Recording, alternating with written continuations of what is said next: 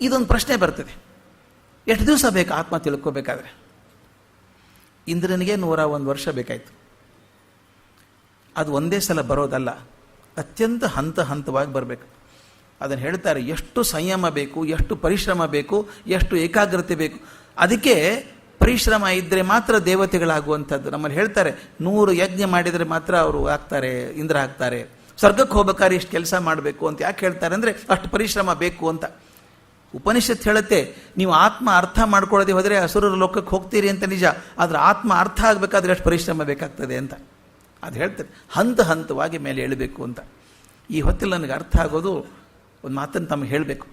ಸೂಫಿ ಪಂಥದಲ್ಲಿ 4 ಹಂತಗಳನ್ನು ಗುರುತಿಸ್ತಾರೆ.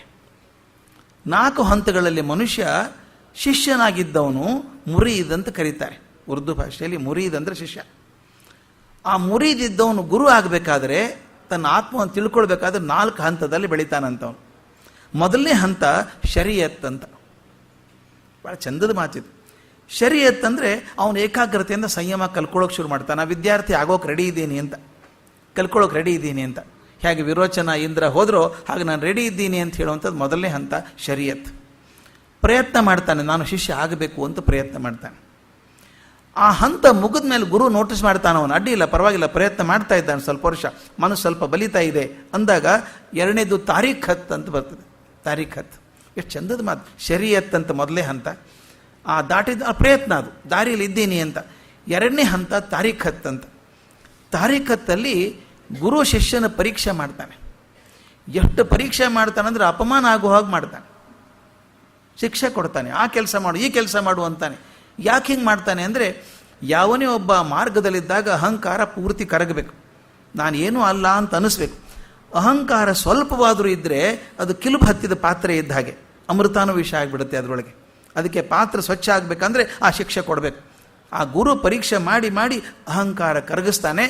ಕರಗಿತು ಅಂತ ಗುರುಗನ್ನಿಸ್ಬೇಕು, ಇವನಿಗಲ್ಲ, ಶಿಷ್ಯನಿಗಲ್ಲ. ಗುರುಗೆ ಅಹಂಕಾರ ಕರಗಿದೆ ಶಿಷ್ಯಂದು ಅಂತ ಗೊತ್ತಾದಾಗ ಅವನೊಂದು ಬಿರುದು ಕೊಡ್ತಾರೆ, ಔರಾದ್ ಅಂತ. ಔರಾದ್ ಅಂದರೆ ಇವನು ಅಡ್ಡಿ ಇಲ್ಲ, ಮನಸ್ಸು ತಯಾರಾಗಿದೆ, ಶಿಷ್ಯ ಆಗೋಕೆ ಲಾಯಕ್ಕಿದ್ದಾನೆ ಇವನು ಅಂತ. ಅದು ತಾರೀಖತ್ ಹಂತದಲ್ಲಿ ಔರಾದ್ ಆಗ್ತಾನೆ. ಆ ನಂತರ ಪಾಠ ಶುರು.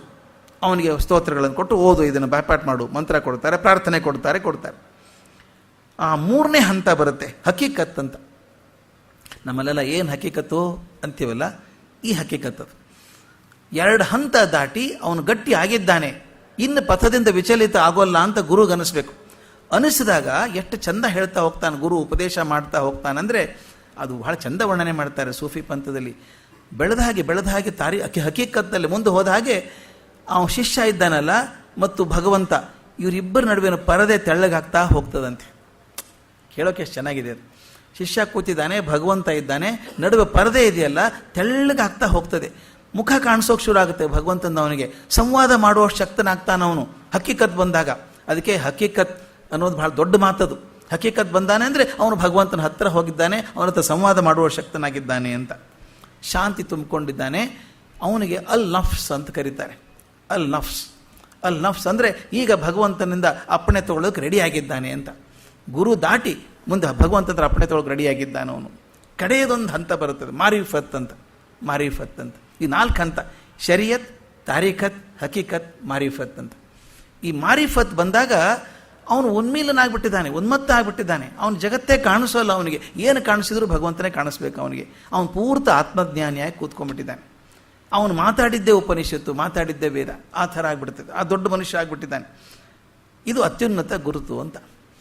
ಒಂದ್ಸಲ ಜಲಾಲುದ್ದೀನ್ ರೂಮಿ, ಅವನೊಬ್ಬ ಮಹಾ ಸೂಫಿ ದೊಡ್ಡ ಸಂತ, ಆತನಿಗೆ ಕೇಳಿದ್ರಂತೆ, ಈ 4 ಹಂತಗಳನ್ನು ಗುರುತಿಸೋದು ಹೇಗೆ ಅಂತ. ತೋರಿಸ್ತೀನಿ ಬಾ ಅಂದ. ಒಂದು ಶಾಲೆ ಕರ್ಕೊಂಡು ಹೋದ ಅವ್ರನ್ನ. 5 ಜನ ಮಕ್ಕಳು ಓದ್ತಾ ಇದ್ರಲ್ಲಿ. 5 ಜನ ಮಕ್ಕಳು ಕೂತು ಓದ್ತಾ ಇದ್ರು, ಏನೋ ಓದ್ತಾ ಇದ್ರು. ದೊಡ್ಡ ವಯಸ್ಸಿನ ಮಕ್ಕಳು, ಒಂದು 15-16 ವರ್ಷದ ವಯಸ್ಸು ಹುಡುಗರು. ಇನ್ನೊಬ್ಬ ಹುಡುಗನ 5ರಲ್ಲಿ ಒಬ್ಬನ ಕರೆದ, ಬಾಯಿಲಿ ಎದ್ದು ಕರೆದ ರೂಮಿ. ಹೋಗಿ ಎಲ್ಲರ ಕೆನ್ನೆ ಒಂದು ಹೊಡೆದು ಬಾ ಅಂತ ಹೇಳ್ದ. ಆ ಹುಡುಗಂದ ನಾನೇ ಕೊಡಿಲಿ ಅಂದ. ಒಂದು ಪರೀಕ್ಷೆ ಇದೆ, ಹೊಡೆದು ಬಾ ನೀನು ಅಂತ. ಆ ಹುಡುಗ ಹೆದರ್ಕೊಂಡು, ಮೊದಲನೇ ಹುಡುಗ ಇದ್ನಲ್ಲ ಅವ್ನು ಚೆನ್ನಾಗಿ ಒಂದು ಜೋರಾಗಿ ರಪ್ಪ ಅಂತ ಕೆನ್ನೆಗೆ ಹೊಡೆದ ತಕ್ಷಣ ಆ ಹುಡುಗ ಬಿಡ್ತಾನ ಅವನು. ಯಾಕೋ ಅಂದ. ಇವನು ಕಾಲ್ ಹಿಡಿದು ಎರಡು ಕೊಟ್ಟ ಅವನು. ಇವನು ಹೊಡೆಸ್ಕೊಂಡು ವಾಪಸ್ ಬಂದ. ನೋಡಿ ನೀವು ಹೇಳಿದ್ರೆ ತಿರುಗಿ ಹೊಡೆದ ಅವನು ಅಂತ. ಇರಲಿ ಬಿಡು, 2ನೇದವನು ಹೊಡಿ ಈಗ ಅಂದ. ಆ ಹುಡುಗ ಹೆದರ್ಕೊಂಡು 2ನೇದವನು ಹೊಡೆದ. ಎರಡದನ್ನು ಕೋಪ ಬಂತು, ಕಣ್ಣು ಕೆಂಪಗಾಯಿತು, ಅವನು ಕೈ ಎತ್ತಿದ, ಕೈ ಎತ್ತಿದವನು ಕೆಳಗಿಳಿಸಿದ, ಹೊಡಿಲಿಲ್ಲ ವಾಪಸ್ಸು. ಇನ್ನು ಸ್ವಲ್ಪ ಧೈರ್ಯ ಬಂತು. ಮೂರನೇದವನು ಹೊಡೆದ. ಆ ಮೂರನೇದವನು ಕೈನೂ ಎತ್ತಲಿಲ್ಲ, ಹೊಡೆದವನು ಹಿಂಗೆ ನೋಡ್ದ, ಸ್ವಲ್ಪ ದುರ್ಗುಟ್ಕೊಂಡು ನೋಡ್ದ, ಮತ್ತೆ ತಾನು ಓದು ಶುರು ಮಾಡಿದ. ನಾಲ್ಕನೇದವನು ಇದ್ನಲ್ಲ, ಅವನು ಹೊಡಿಯಂದ.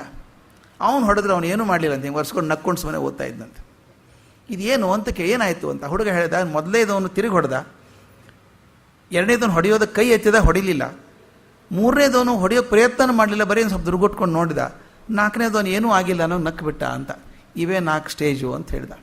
ಮೊದಲನೇ ಹುಡುಗ ಇನ್ನೂ ಶರೀಯತ್ತಲ್ಲಿದ್ದಾನೆ, ಎರಡನೇದವನು ತಾರೀಖ್ ಹತ್ತು ಬಂದಿದ್ದಾನೆ, ಮೂರನೇದವನು ಹಕೀಕತ್ತಲ್ಲಿದ್ದಾನೆ, ನಾಲ್ಕನೇದವನು ಮಾರಿಫತ್ ಮುಟ್ಟಿದ್ದಾನೆ. ಹೇಗೆ ನಮ್ಮ ಬದಲಾವಣೆ ಆಗ್ತದೆ, ಪ್ರತಿಕ್ರಿಯೆಗಳ ಬದಲಾವಣೆ ಆಗ್ತಾ ಹೋಗ್ತದೆ ಅಂತ ಈ 4 ಇದ್ದಾಗ ಅದಕ್ಕೆ ಹೇಳ್ತಾರೆ, ಆತ್ಮಶಕ್ತಿಯನ್ನು ಅರಿಯದಂಥ ಆತ್ಮಘಾತಕರಿಗೆ ಅಧೋಗತಿ ಅಂದರೆ ಅಸುರರ ಲೋಕಕ್ಕೆ ಹೋಗುವಂಥದ್ದು ಅಂತ. ಈ 3ನೇ ಮಂತ್ರ ಇಷ್ಟೇ ಇರೋದು, ಹೆದರಿಸುವಂಥದ್ದು ನಮ್ಮನ್ನು. ಆತ್ಮಜ್ಞಾನ ಇಲ್ಲದೆ ಹೋದರೆ ಅತ್ಯಂತ ಘೋರವಾದ ಲೋಕಗಳಿಗೆ ಹೋಗ್ತೀರಿ ಅಂತ.